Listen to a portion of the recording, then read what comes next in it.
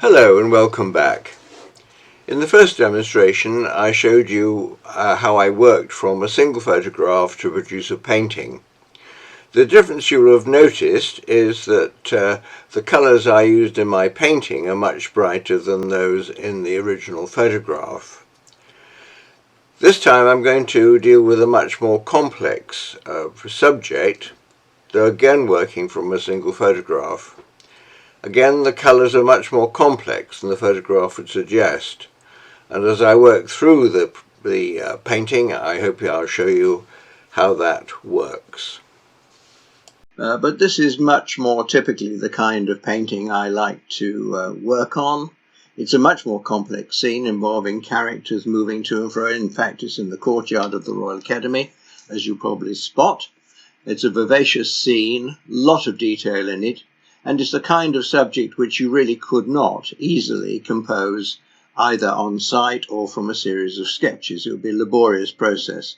So I'm using a photograph, and I will actually tell you in the next stage of this workshop how I use the photograph exactly. But let me move on to showing you how this particular painting develops. Using the process I'll describe later in this workshop, I've transferred an image from the photograph onto my canvas panel, and I've done that with a waterproof pen, and I'm now laying in, as I did in the first demonstration, a sort of background base colour, a filling in, a killing of the white, I think it's called, of the canvas, to give an atmospheric grounding for what will happen next. Now, while I used only two colours in the first demonstration to lay in the ground, an orange and a red, I've used three colours here, I think. There's certainly yellow ochre, there might be a violet colour, and certainly some red. I think that's a permanent rose or alizarin crimson, one of those colours.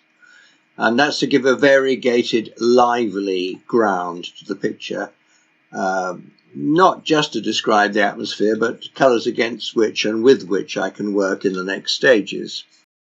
And here is the next stage. I've reinforced the layout drawing in thin pen with a much more structured design using, I think it's Payne's grey, probably with a bit of red in it. It's not black, but it's certainly a dark colour. Now, a day later, I've moved on quite a lot with the picture. I filled in a lot of the defined areas using flat colours to get a sort of colour-balanced design. A long way, obviously, from a finished painting, but balancing one thing against the other, one colour judged against the other in terms of tone and in chroma. Now, this is the stage at which a live audience, I'm not saying you're not live, mind you, a live audience always cries out, "Oh, you've ruined it!" What have I done? I've scrambled all over the painting with a mixture of the colours on the palette already.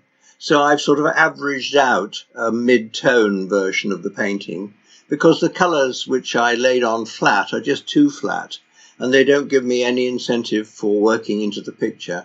So this is a messy stage. I don't always do this, but it's a useful process to allow me to regroup and start again.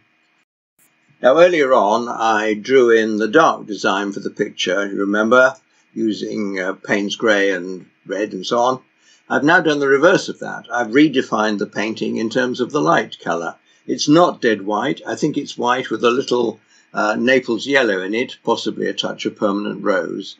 And this is a redefinition, a rediscovery, if you like, of the liveliness of the scene and how much more lively it is because of that scumbling layer which went on underneath it. And I'm now more motivated to move on to finish the picture. And here it is, the finished painting outside the Royal Academy, painted I think over 7 sessions. I've reworked every bit of the painting using the grounding which I developed during the previous stages to give me a much more accurate idea of what tone, what colour I need. And I think I hope I have recaptured some of the excitement of the original photograph, which I'll show you in a moment, and I'm happy with it as it is now. Now, a quick look back at the original photograph and then back to the finished painting. So this is an example of using a single photograph as a basis for a painting. picking out the features which I liked in it and showing how I developed the painting from those features. But using a single photograph as a basis for designing a painting is only one way of using photographic reference. And in a later video I will show you how I can use and have used a combination of photographs to produce the design and eventually the finished painting. Please don't forget to comment on this video and to ask me if you would like me to cover further particular subjects. I'll do my best to do so. Bye bye for now.